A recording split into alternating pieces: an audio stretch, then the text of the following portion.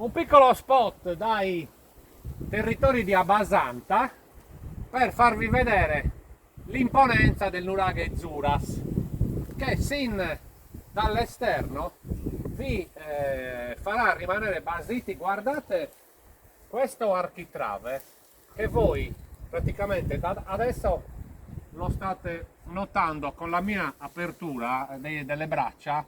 Insomma, si parla un qualcosa, sarà intorno ai 2 metri, però entrando dentro, venite un attimo, innanzitutto vedrete quanto sono enormi e possenti i conci che hanno utilizzato per fare questo nuraghe. E parlando appunto dell'architrave, vi volevo far vedere una cosa. Guardate, se noi vieni, se noi facciamo le inquadrature dall'interno verso l'esterno, guardate un po' l'architrave che noi abbiamo visto all'esterno.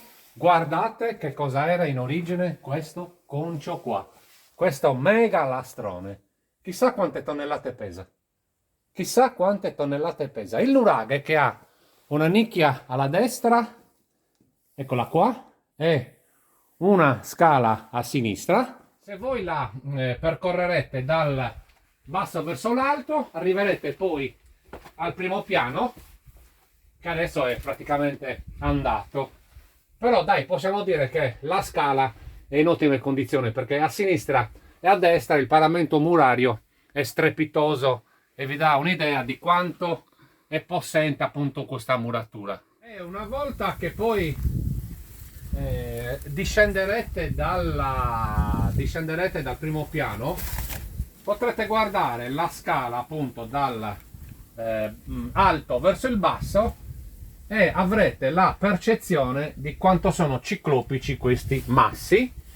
Cioè praticamente vi sentirete come mi sto sentendo io in questo momento, piccolo piccolo, perché a parte il fatto, guardate un po' questo piccolo pertugio per l'aria o per la luce, guardate quanto sono grandi i conci in questa parte della scala, letteralmente strepitoso.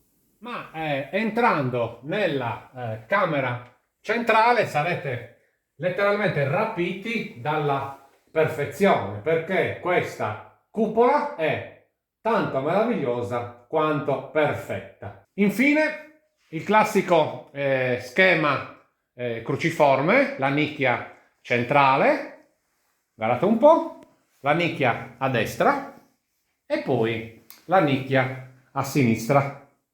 Ipotizzo che qua potesse esserci qualcosa che ha a che fare con o un pozzo oppure un focolare. Chiudiamo le immagini con la veduta dall'interno verso l'esterno, eccola qua. Dai, anche il nuraghe Zuras vi aspetta. Un abbraccio a tutti, ciao ciao ciao.